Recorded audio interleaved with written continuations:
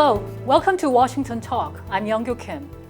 In what appears to be a concerted action, the international community stepped up efforts to reinforce sanctions against North Korea, seeking to rein in the country's nuclear ambitions. Meanwhile, North Korean leader Kim Jong-un said the nuclear weapons guarantee the permanent safety, signaling once again that he's not willing to give up the arsenal. We'll discuss these and more. Joining us today is Michael O'Hanlon, Senior Fellow at the Brookings Institution. Mr. O'Hanlon specializes in the U.S. defense strategy and national security policy. He authored numerous books, including Crisis on the Korean Peninsula. Scott Snyder also joins us today. He is a Senior Fellow for Korea Studies and Director of the Program on U.S.-Korea Policy at the Council on Foreign Relations. His book, South Korea at the Crossroads, examines the trajectory of South Korean foreign policy. Thank you so much for joining us today. Thank you, Young-Kyo. Nice to be with you. A complaint submitted to a UN Security Council committee said during the first 5 months of this year, North Korea has already breached a cap on imports of refined petroleum. 43 countries signed this complaint. Mr. O'Hanlon, let me start with you. Can we interpret this as a move to tighten a grip on North Korean sanctions? Well, I think the sanctions enforcement process is an ongoing struggle. My own view is that the sanctions regime is imperfect, but actually, on balance, moderately effective for the purposes that we're trying to achieve. The purpose, of course, is not to punish North Korea, nor is the purpose to make the country completely impermeable to any and all movement of goods. We're trying to create enough economic pressure to make North Korea reassess its calculus about what kind of a nuclear deal it would consider. That's the key purpose of these sanctions, and I do believe they've been working well enough to create some diplomatic opportunities. I think the Trump administration has done a poor job in recent months exploiting those opportunities, but that's not really the fault of the sanctions per se. So yes, there's a long ways to go. Yes, we need improvement and constant vigilance, but this is not a failed policy. The sanctions are causing perhaps 3 to 4% negative real growth each year in North Korea, and that creates some pressure. Mr. Snyder, do you agree to this? Yeah, I agree, but the key issue that really is being focused on is essentially a flouting of sanctions by member states, China and Russia. And I think that what's really striking is that we have 43 countries that are going on record pointing their finger at other member states who have essentially enabled and allowed these ship-to-ship transfers of petroleum to go forward. And the fact that this is the second year suggests that it's a significant step where we have member states who have agreed to enforcement of an aspect of the sanctions regime that they're actually not implementing. One of the cited reasons that China and Russia are having difficulties implementing sanctions was that these two countries have problems in translating metric tons into barrels. Mr. Snyder, is this a proper excuse, or are China and Russia really trying hard to cover for North Korea? Yeah, I think that the excuse of not being able to do math is kind of a silly excuse to block the fact that China and Russia are not adequately implementing the sanctions regime. And I think the real problem is that the Sanctions Committee has been presented with photographic evidence and detailed evidence that this is an ongoing effort that probably involves complicity with Chinese authorities. Certainly they are aware, and yet nothing has been done about it. Mr. O'Hanlon, you earlier mentioned about how North Korea's economy was hit by these sanctions, but how serious is it right now? My own sense is that, the sanctions are sort of causing about half as much pain as they might if they were being fully and properly implemented. I have to admit that I'd be nervous if they were completely airtight, in the sense that I'm not sure Kim Jong-un could tolerate that. And I'm not sure if he wouldn't return to the brinkmanship of 2017. There's always the possibility North Korea could wind up not so much deliberately attacking the United States or South Korea perhaps, but trying brinkmanship in order to grab the world's attention for a situation that it found intolerable. This week, UK's regulator has issued guidance highlighting North Korea's sanctions evasion behaviors in maritime trade. And EU's first cyber sanctions included a North Korean firm, which is believed to be behind cyber attacks such as WannaCry. I think that the story about the European Union applying sanctions for cyber activities, this is new, and I think it's important that the Europeans are taking this step because the next step, perhaps in the North Korean sanctions evasion manual, really has been very focused on building up cyber theft capabilities. And it's clear that this is both a problem and it's seemingly an effective means by which North Korea has been able to raise cash in order to get around some of its economic difficulties. Now, I want to shift our focus to U.S. military exercises in the Indo-Pacific region. The South Korean government has confirmed that South Korea and the United States will stage a major annual exercise this summer. There is still much speculation over the scale of the joint military exercise, which has drawn keen attention following the cancellation of the spring exercise due to the coronavirus pandemic. Mr. O'Hanlon, how important is the scale of the exercise at this particular moment? Well, I've been of the view for a long time that we can actually make do without the big exercises. And as long as we replace them with a lot of smaller exercises. And in some ways, the big exercises have almost a theater-like quality to them. They have to be elaborately choreographed because they involve so many people. And you need hotel rooms for people. You need to not bottle up roads. And so there is a certain artificiality to the big exercises. And I actually think for combat preparedness, a lot of small exercises may be just as good.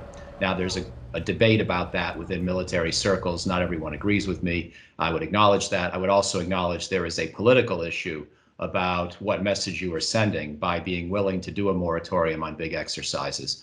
But on balance, I think that if we have a de facto tacit understanding with North Korea that they're not going to do long-range missile and nuclear tests and we're not going to do big exercises, that's a good deal for us. I think the value that we get from the moratorium on North Korean ICBM and nuclear testing is actually much more valuable to us than any kind of mitigation of U.S. ROK combat capability that may result from an indefinite suspension of large exercises. So I would be very careful about jeopardizing what's become, I think, a tacit understanding between the two sides on that point. And I would try to keep these exercises fairly modest in scale. Yeah, well, Mike makes some excellent points, especially about the risks of avoiding igniting a renewed cycle of escalation by trying to ramp up exercises in a way that might induce a North Korean escalatory response. But at this moment, it seems that the COVID virus has taken the issue of large-scale exercises off the table. And the other factor is that so far we haven't seen North Korea really responding diplomatically. And so I do think that we have a dilemma in terms of how to effectively ensure readiness. I agree with Mike that the revised exercise plans appears to be satisfactory from a readiness perspective for USFK. But the political signaling right now is very complicated because North Korea has been so reticent to come to the negotiating table. Right.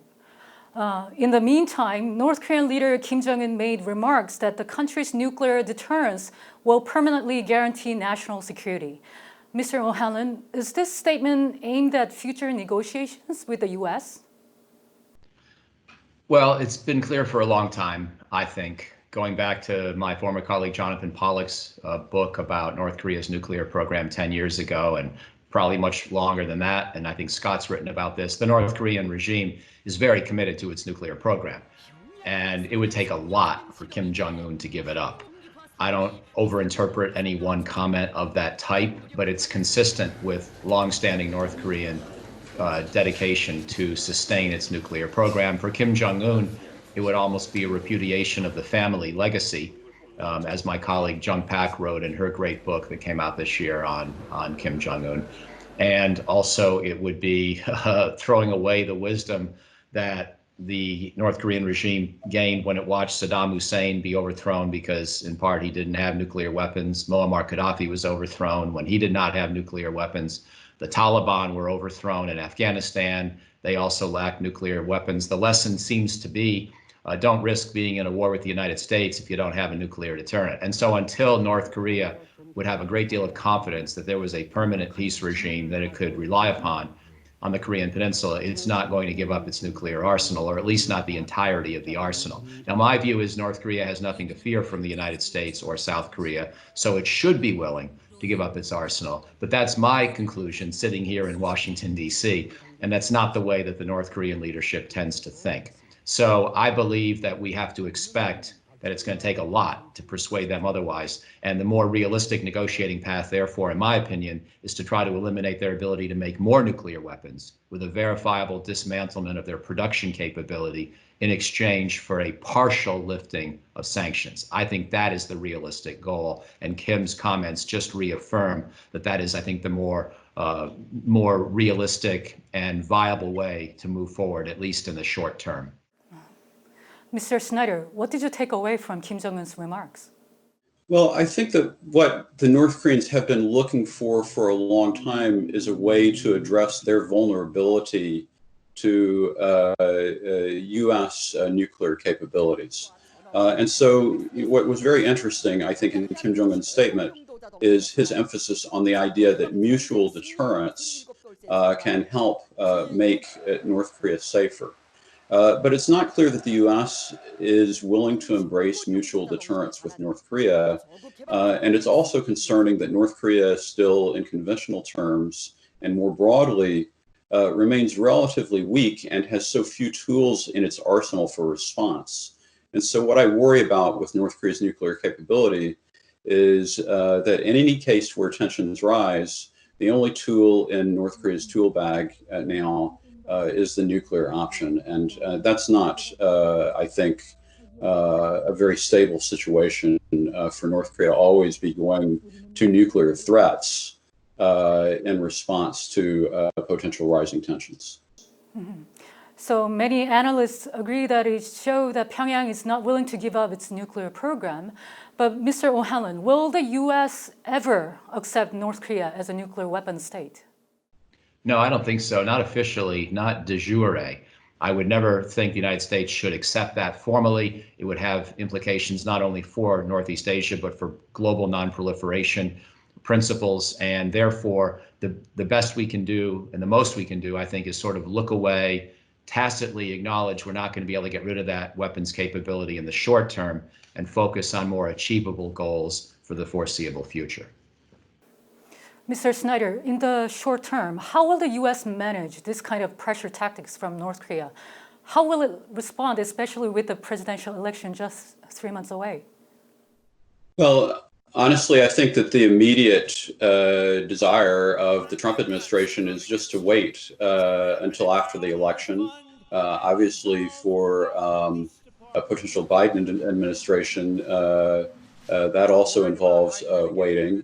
And so in many respects, I think the question is, what steps is North Korea taking to set up for a re-engagement in the spring of 2021? And how do we interpret North Korea's goals in the context of that re-engagement? And here I think that what the North Koreans really want to do is to present themselves as an entrenched nuclear state in an effort to actually take denuclearization off the agenda for a new administration. I think Mike has indicated very good reasons why that is probably not going to be possible from the U.S. side, but I do think that what North Korea really wants is détente, not denuclearization, while the U.S. continues to insist that détente can only occur in the context of denuclearization. Well, in the run-up to the U.S. presidential election, we'll have to see if North Korea does attempt to create an event to draw the attention from the U.S. Mr. O'Hanlon and Mr. Snyder, thank you both very much. I appreciate your time today. Thank you. Thank you. And that does it for this week's edition of Washington Talk from Voice of America. Please join us again next week for more analysis. Goodbye.